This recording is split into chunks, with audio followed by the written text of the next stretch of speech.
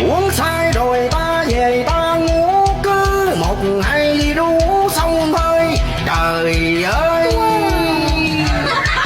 nhà tôi như trai tới nơi tan nát tới bời bao ơi là bao ơi ơi ơi là trời.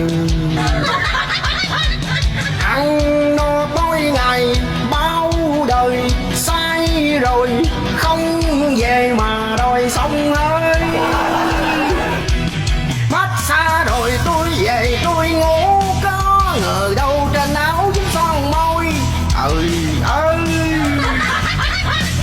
vợ con kêu không sáng đêm tô chén trong nhà nó bay như động đất ơi là trời. Hôm qua